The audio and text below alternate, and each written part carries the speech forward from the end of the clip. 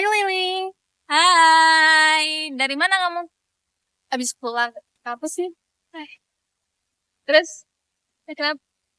aku lihat dari tadi kamu kayak ngedumel gitu. Kenapa sih? Gini lah, aku kan punya, aku akhir-akhir ini pusing tahu ya.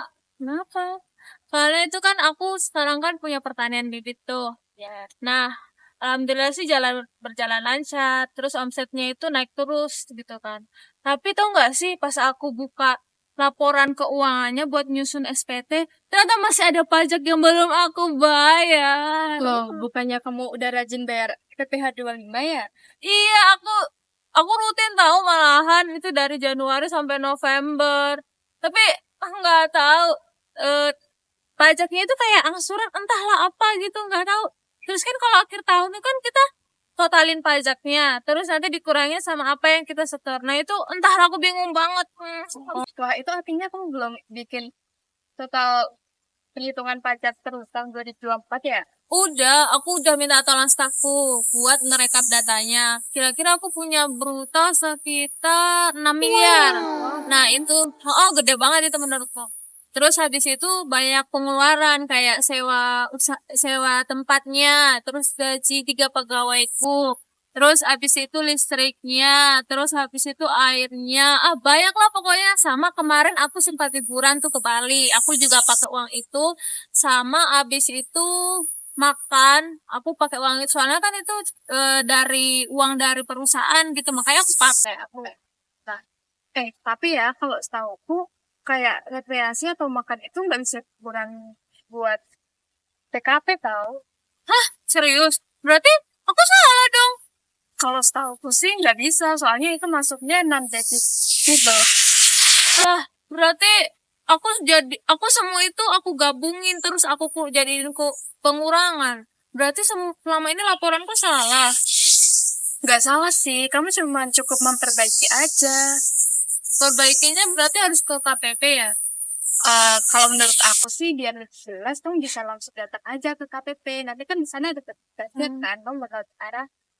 Tapi jujur ya aku bukannya gimana tapi aku kadang takut tuh kalau ke KPP tiba-tiba aku kan nggak tahu istilah-istilah pajak tuh pasti nanti aku dikatain bodoh lah apalah.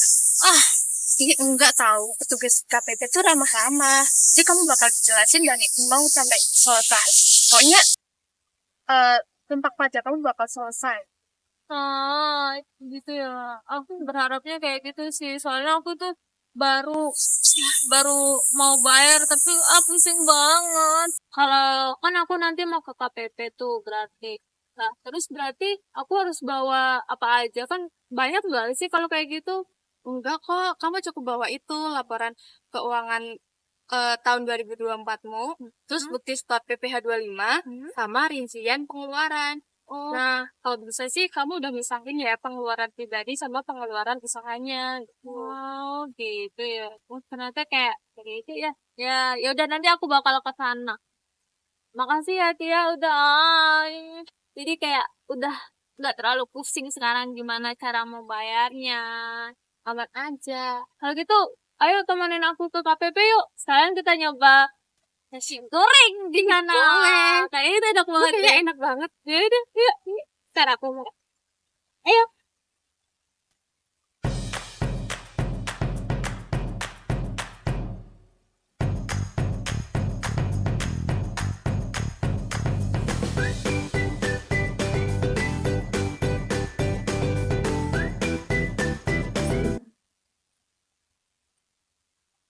Selamat datang, selamat duduk. Iya. Boleh, ada yang bisa saya bantu? Gini loh Mbak, saya itu kan punya pertanian dan bibit. Nah, tahun kemarin itu saya baru bayar PPh 25-nya dari Januari sampai November tuh. Iya. Nah, pas waktu itu saya mau nyusun SPT. Nah, ternyata pas saya cek laporan keuangan masih ada pajak yang belum saya bayar. Nah, PPh tentang itu. Jadi saya bingung Pak, cara bayarnya itu gimana gitu. Oke. Terima kasih atas keluhannya. Kalau boleh saya tahu dengan kakak siapa? Saya dengan itu. Oke, usaha kakak Liling itu di pembibitan. Iya. Terus sudah bayar pajak tapi belum di pajak berutamanya. Iya, betul. Boleh saya minta data keuangannya? Oke, saya cek dulu. Untuk pendapatan brutonya 6 miliar. Iya. Terus untuk sewa tempatnya 300 juta, betul? Iya. Untuk gajinya 320 juta. Listriknya 180 juta. Iya. Terus untuk modalnya 2 miliar 500 juta. Dan yang paling ada promosi itu 700 juta. Iya. Nah, untuk pendapatan bruto tersebut nanti dikurangkan dari biaya-biaya yang ini sewa, gaji, listrik, modal juga promosi gitu. Di dana ini kan ada deductible dan juga non deductible. Nah, untuk pengurangannya itu cuma digunakan di yang deductible. Karena biaya deductible itu tuh biaya yang digunakan di usaha secara langsung. Jadi itu sifatnya mengurangi pendapatan bruto. Sedangkan non deductible itu yang tidak termasuk eh, di kegiatan operasional usahanya. Jadi nggak mengurangi gitu. Tapi kan kemarin saya pergi ke Bali sama keluarga saya. Terus habis itu ada kan biaya makan selanjutnya. Nah, saya mengurangi biaya itu, Mbak. Saya kan karena uang yang saya pakai itu dari usaha saya. Walaupun itu pakai uang perusahaannya, itu nggak mengurangi karena itu kan bukan untuk kegiatan operasional usahanya. Jadi itu nggak mengurangi. Jadi yang mengurangi cuman yang kayak buat sewa, buat listrik, modal, gitu-gitu. Oh, berarti kemarin soalnya saya kemarin kan mengurangi semuanya gitu loh, Mbak. Oh, ternyata cuma yang berkaitan dengan operasional perusahaan aja. Betul sekali. Mau dibantu di sekalian? Boleh, Mbak. Oke, kita input ya. Iya. Dari pendapatan brutonya Iya. 6 miliar. Tuh. Lalu ada buat sewa tempat usaha itu 300 miliar, kita input juga. Ya. Setelah itu ada buat gaji pegawai, biaya listrik, terus modal dan juga biaya promosi kita input semua juga. Ya. Oke, ini sudah terinput semuanya untuk pengeluaran usaha yang deductible. Nah, ini sifatnya mengurangi pendapatan bruto. Jadi, pendapatannya Kak Liling itu ada 4 miliar. Gini di sini. Ya. Setelah itu, berarti pendapatan bersihnya ada 2 miliar. Nah, sebanyak 2 miliar tersebut, itu kita menggunakan tarif yang progresif. Jadi ada dikenakan tarif 5% untuk 60 juta, terus 5% untuk 190 juta, lalu 25% untuk 250 juta, dan 30% untuk sisanya. Oh iya. Tapi kan saya ini juga minta tambah. Nah, itu bakal mengurangi nggak sih, Pak? Iya, bakal ngurangi. Jadi, dari penghasilan bersih itu dikurangin penghasilan tidak kena pajak, yaitu sebesar 54 juta. Jadi dikurangi. Jadi yang dikenakan pajak 1 miliar 940 juta. Nanti pakai tarif yang progresif tadi yang 5%, 15%, 25%, sama 30%. Nah, itu ya. Iya, jadi pengenaan pajak atas penghasilan tersebut yang udah dikurangi oleh biaya-biaya tadi dan juga dikurangi oleh PTKP itu adalah 527.800.000. Tapi karena kemarin sudah membayar pajaknya di tiap bulannya, itu kita kurangkan juga. Jadi PPh terutang Kak Liling itu ada 467.800. Jadi itu nanti yang saya bayarkan. Betul. Di bulan Desember ini. Jadi gimana setelah hitung ini jadi lebih mudah? Iya, lebih paham, Mbak. Soalnya itu sebelum saya mau kasih itu kayak takut gitu loh, Mbak. Nanti kalau misalnya agak sulit gitu kan. Jadi sebenarnya kalau ada kesulitan dalam pajak atau pertanyaan apapun dalam pajak dan masih buntu, kalau cari di internet atau di web DJP itu bisa langsung datang ke kantor pajak. Ini baik, Mbak. Terima kasih, Mbak. Terima kasih, Mbak. Iya. Ada yang mau dibantu lagi? Sudah, Mbak. Oke, saya kembaliin ya datanya. Iya. Terima kasih. Halo Via, good morning. Ini aku mau ngembaliin buku. Oke, udah selesai nih. Udah.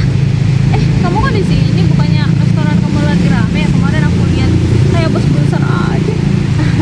Jangan bilang gitu dong. Tapi iya sih, restoranku juga bisa dibilang rame. Tapi kepalaku juga rame nih, lagi pusing banget. Kenapa? Karena pegawainya nggak masuk, atau bahan bakunya habis, atau ada pegawai yang bermasalah atau gimana? Bukan, tapi ini tuh urusan pajak. Jadi aku tuh nggak ngerti sama sekali sama urusan pajak. Loh, sebelumnya kamu belum pernah bayar pajak ya? Belum, soalnya ini kan eh, tahun pertama usahaku kan. Nah dulu kan aku kerjanya kantoran nih. Nah itu kan udah dipotong sama perusahaan. Jadi aku masih bingung. Aku juga dulu awalnya kayak gitu tau, kayak aku waktu sebelum bayar pajak itu pusing banget kayak mikirin gimana sih bayar pajaknya kayak gitu, pusing banget. Tapi waktu aku kan usaha aku udah jalan 3 bulan tuh, 3 tahun maksudnya. Nah habis itu aku waktu itu diajarin sama temanku buat bayar pajaknya gimana. Ternyata nggak sesulit itu kok, mudah banget. Soalnya kalau sekarang pemerintah itu udah mendukung UMKM, jadi udah ada di peraturan pemerintahannya itu nomor 55 tahun 2022, di mana tarif pajak UMKM itu 0,5%, jadi tinggal dikaliin sama omset kamu. Oh gitu, soalnya ya kalau aku lihat di internet tuh kayak beda-beda gitu loh. Aku jadi tambah bingung. Eh, Kalau misalnya jangan deh cari di internet. Kalau kamu mau nyari di internet nggak apa-apa sih, tapi harus cari yang bener-bener emang apa namanya terpercaya gitu. Contohnya kayak DJP gitu, udah pasti terpercaya banget Dari itu. web resmi ya berarti? Iya, dari web resmi. Dan juga kan misalnya kamu kalau misalnya kamu punya omset nih 30, ya udah tinggal kaliin sama 0,5%, udah. Oh, tinggal dikaliin langsung aja berarti ya? Iya, udah itu per bulan kamu bayarnya. Jadi gampang kok. Tapi aku takut salah nih. Nanti kalau salah malah kena masalah. Kamu kalau enggak ke KPP aja, KPP Magelang tuh dekat banget dari sini kan. Kamu ke sana aja, terus nanti kamu masuk tuh bilang, Mbak, saya pengusaha baru nih mau bayar pajak gitu. Nanti bakal diarahin satu-satu dari awal sampai akhir. Nah, itu bakal dijelasin kok, gampang banget, mudah banget. Soalnya itu aku waktu pertama kali ke sana tuh orangnya itu pajaknya itu lama-lama, jadi ngasih tahu instruksinya dari awal sampai akhir sampai aku benar-benar paham. Kalau misalnya aku nggak paham di kata mbaknya, nanti aku ulang lagi ya gitu, pasti paham kok, tenang aja. Ya beneran selama itu. Soalnya tuh aku udah rencana kan mau ke KTP. Kan itu aku ragu kayak, "Ih, masa zaman sekarang nggak bisa sih bayar pajak?" Nanti takutnya digituin. Nggak apa-apa, kan kamu juga pertama kali, Iya apaan. Kalau misalnya pertama kali sih it's okay sih, nggak apa-apa sih, nggak apa-apa kok, tenang aja. Berarti lebih baik secepatnya ya ke KPP. Secepatnya, soalnya kalau misalnya kamu telat bayar pajak, dendanya itu bakal gede, yakin deh. Iya sih, aku takutnya malah kayak gitu. Ya udah deh, mungkin besok aku ke sana. Yuk, harus, pokoknya kamu harus dalam usaha itu kamu harus mikirin gimana bayar pajaknya dan rutin bayar pajak. Soalnya bayar pajak itu bakal berpengaruh sama proses usaha kamu. Kalau misalnya kamu jarang bayar pajak, ya usaha kamu bakal ya gitulah, nggak stabil mungkin ya. Iya sih. Eh, Makasih ya atas semua informasi dari kamu tuh aku jadi ngerasa lega gini loh. Oke, soalnya sebagai teman itu aku melihat kamu yang bergaul UMKM itu emang kayaknya UMKM itu harus apa namanya memerhatikan pajaknya gitu. Iya. Soalnya biar maju juga kan ke depannya. Gue semangat ya buatannya, jangan lupa untuk bayar pajak. Itu penting. Aman.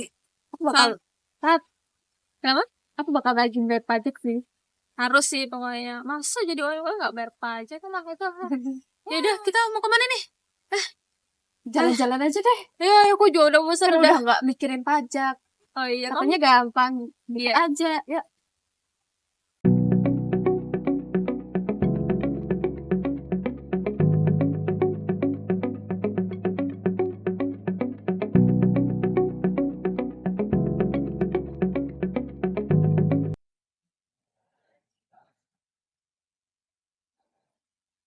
Selamat pagi, silakan duduk. Dengan kasih apa kalau boleh saya tahu? Saya PM, Mbak. Oke, Kak Via, ada yang perlu saya bantu? Jadi mungkin Mbak, saya itu kan punya usaha, tapi tuh saya bingung gimana cara itu pajaknya. Jadi saya belum bayar pajak Kalau boleh saya tahu di usahanya tersebut di bidang apa? di bidang restoran, Kak. Oh, jadi termasuk UMKM ya? Iya. Kalau untuk omsetnya sendiri gimana? Jadi usaha saya itu per bulannya 35 juta, Mbak. 35 juta. Iya. Jadi kalau setahun itu kurang lebih 420 juta. Iya, sekitar segitu. Oke, untuk sebenarnya dalam penghasilan itu ada beberapa tarif. Nah, untuk UMKM sendiri, kalau omsetnya nggak lebih dari 4,8 miliar, itu dikenakan tarif 0,5%. Termasuk di usahanya Kak Via ini. Karena 1 tahun omsetnya ada 420 juta, jadinya dikenakan pajak 0,5% begitu. Oh, seperti itu. Tapi kan saya punya laporan keuangannya kan, terus ada beberapa kayak eh, pengeluaran-pengeluaran usaha seperti itu. Jadi itu bisa dikurangkan juga atau enggak ya, Kak? Oke, untuk pengeluaran-pengeluaran ini, kalau di UMKM itu tidak sebagai pengurang. Jadi, tarif tersebut itu dikenakan omsetnya. Jadi, nggak perlu dikurangkan dengan biaya-biaya apapun. Seperti itu. Jadi, langsung dikalikan ke 0,5%. Mau kita hitung bareng? Boleh, Kak? Oke. Jadi, untuk sebulannya kan tadi 35 juta ya? Iya. Oke, terus untuk omsetnya kan 0,5%. Ya, jadi kita kenakan tarif 0,5%. Nah, setahun kan tadi 420 juta. Iya. Jadi kita kalikan 0,5%. Nah, untuk setahunnya pajaknya adalah kita hitung.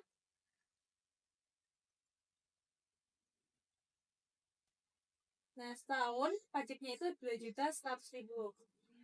Nah, kalau mau per bulannya berarti tinggal kita dibagi 12, jadinya untuk pajak per bulannya adalah 175.000 begitu.